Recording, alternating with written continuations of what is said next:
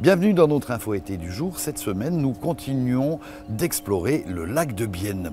Aujourd'hui, nous allons nous intéresser à ces très nombreux habitants de surface que sont les oiseaux, bien sûr. Et pour parler de ce sujet, on va rencontrer un spécialiste, Philippe Grauvernier. Vous êtes le président du Centre d'études et de protection des oiseaux de Bienne et environ.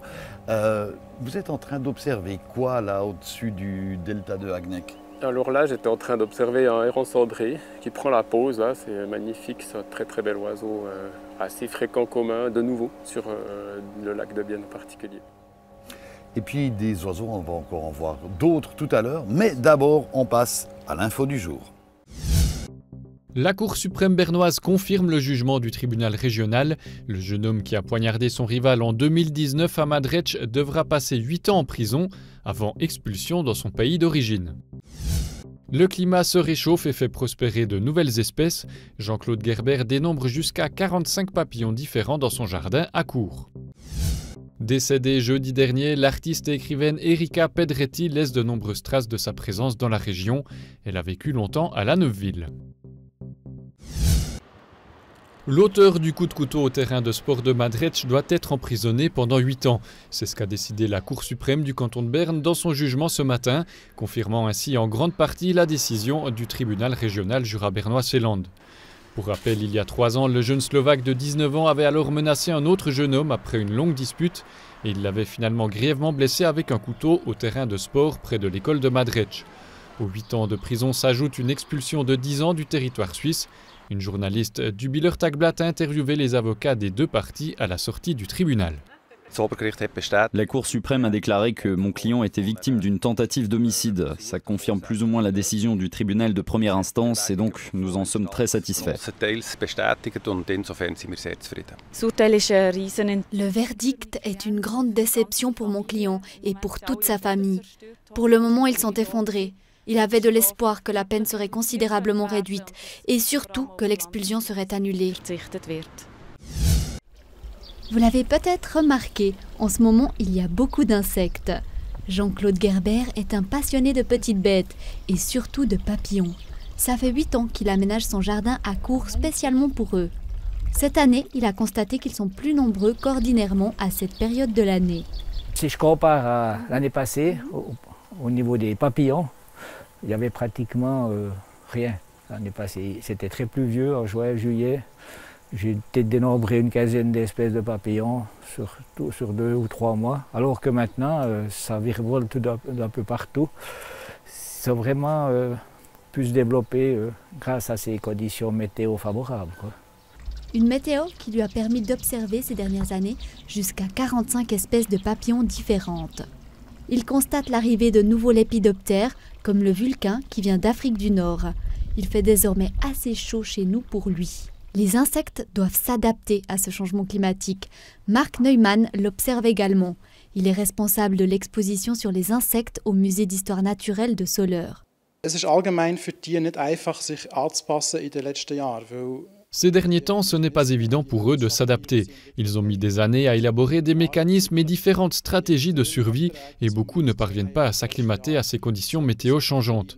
Et il y a un autre problème, c'est quand la plante préférée d'un insecte disparaît ou qu'à cause du réchauffement climatique, elle fleurit plus tôt ou plus tard dans la saison. Les insectes ne peuvent pas vraiment s'adapter à ce genre de situation.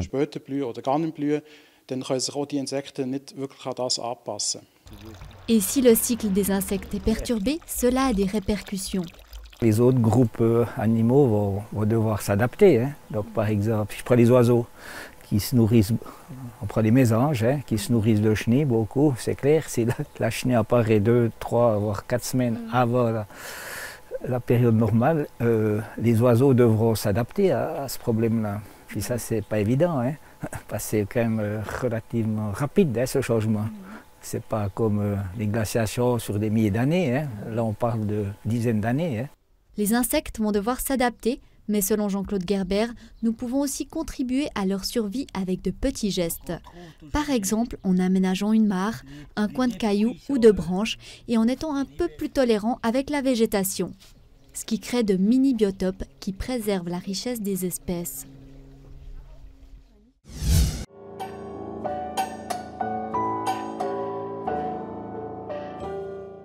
Erika et Gian Pedretti, un couple d'artistes des Grisons, dans ce film documentaire de Lucienne Lana de 2020. Le couple a vécu dans cette maison de Lanneville entre les années 70 et 2015 avant de retourner vivre en Engadine. Erika Pedretti est décédée jeudi dernier à 92 ans. Dans le cadre de son projet de film Gian Erika, Lucienne Lana s'est longuement entretenue avec Erika Pedretti. Erika était pour elle une merveilleuse personne. Elle a créé, malgré ses obligations de mère de famille avec 5 enfants, elle a toujours trouvé un moment pour se libérer, pour faire ses œuvres.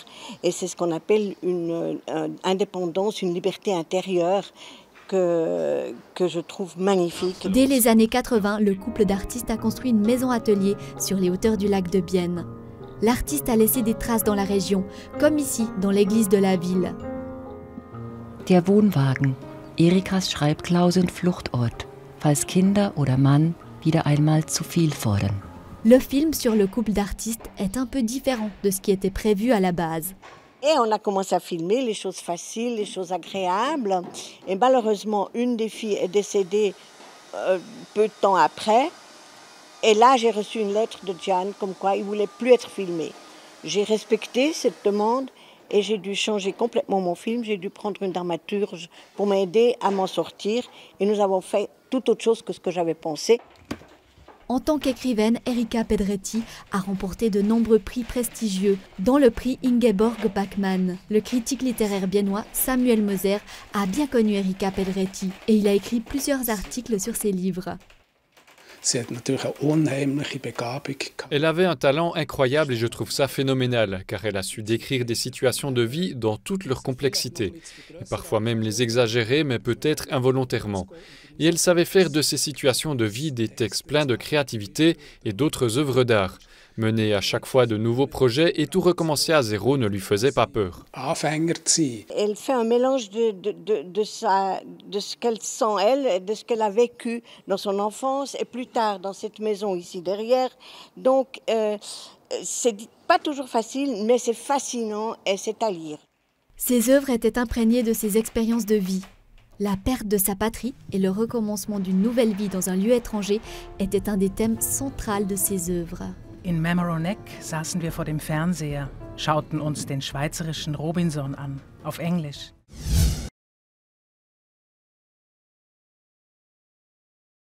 Nous nous trouvons toujours dans le delta de l'Ar, ici à Agnac, en compagnie de Philippe Grosvernier, président du Centre d'études et de protection des oiseaux de Bienne et des environs, une association qui fête ses 40 ans cette année. En somme, quelles sont les activités de votre association d'ornithologues ? Comme le dit son nom, c'est une association d'abord d'ornithologie, donc c'est le plaisir d'observer les oiseaux qui nous unit au départ, qui nous motive, mais c'est aussi un centre d'études et de protection, donc on a ces deux volets dans nos activités, que ce soit un suivi de populations de chouettes sur le Jura bernois, la participation au recensement d'oiseaux d'eau en collaboration avec la station ornithologique de Sempach, et puis pour la protection, c'est de l'entretien de milieux naturels. Ça peut être des zones marécageuses, ça peut être des haies, ça peut être des pâturages qui s'embroussaillent. On a différentes actions comme ça auxquelles on participe. Ou bien alors des projets, on devient partenaire de projets. Voilà, le dernier en date, c'est un projet d'éolienne dans le Jura bernois où on est partenaire du groupe d'environnement qui s'occupe de préparer ce projet et essayer d'éviter les impacts. Alors revenons au lac de Bienne et à ces oiseaux aquatiques. Comment se porte la faune avicole sur le lac de Bienne ? Je dirais que sur le lac de Bienne, c'est relativement stable. Ça dépend des espèces. De toute façon, les populations d'oiseaux fluctuent naturellement pour des tas de questions qui nous échappent la plupart du temps d'ailleurs. Mais globalement, je dirais que c'est relativement stable. Certaines espèces ont diminué, d'autres augmentent. Donc là, je crois qu'on n'a pas trop à s'inquiéter pour le moment au niveau des oiseaux du lac de Bienne. Est-ce que vous avez remarqué des variations dans les migrations des oiseaux qui seraient dues par exemple au réchauffement climatique ? Alors je pense que la variation la plus importante qu'on observe, c'est au niveau des hivernants. Avec des hivers plus doux, les eaux gèlent beaucoup moins sur les régions nordiques. Donc les canards, les grosses populations de canards qui étaient refoulées vers le sud par le gel, ont moins besoin de se déplacer pour trouver leur nourriture et donc on retrouve des populations un peu plus petites d'hivernants en particulier sous nos latitudes. Et ici à Agnec, on se retrouve dans ce delta, tiens il y a une truite qui vient de sauter, qui a été donc, c'est un endroit qui est très beau mais qui est entièrement artificiel, qui a été renaturé. Est-ce que c'est une réussite selon vous ? Difficile à dire, oui, sur le principe c'est une réussite, c'est un milieu qui est quand même... imaginez c'était un canal, un caniveau, hein, c'était un canal bétonné, en rocher bétonné tout droit à la sortie de l'usine électrique. Donc là on a retrouvé une forme de dynamique naturelle de la rivière avec des roselières, des enrochements, des choses comme ça, mais elle reste soumise au turbinage de l'eau, donc on a effectivement des niveaux d'eau qui sont très fluctuants et qui ne sont pas en phase avec les cycles naturels. En tout cas, ici, ces grands arbres sont devenus le paradis pour les hérons et les cormorans qui nichent par là. Mais la vraie vedette de Agnec, c'est pas eux, c'est Arthur. Qui est Arthur ? Alors Arthur, de son nom scientifique, c'est F12. C'est moins poétique, mais voilà. C'est un balbuzard pêcheur, donc c'est un rapace d'assez belle envergure, un peu plus grand qu'une buse, qui a été élevé ici dans la région des Trois-Lacs avec d'autres depuis plus de 5 ans maintenant. C'est un programme de réintroduction d'une espèce disparue en Suisse depuis plus de 100 ans, auquel on participe. Donc le projet est lancé par Nos Oiseaux, la Société romande d'études de protection des oiseaux, et puis le CEPOB a participé, financé aussi l'installation de 3 aires de nidification dans la région des Trois-Lacs, dont une ici à Agnec. Et Arthur est un beau rapace, pêcheur de poissons, encore un. Même si ça n'a pas posé de problème avec les pêcheurs puisqu'ils ont joué le jeu pour fournir la nourriture pour les jeunes, donc je crois que de ce côté-là, avec cette espèce-là au moins on n'a pas de problème.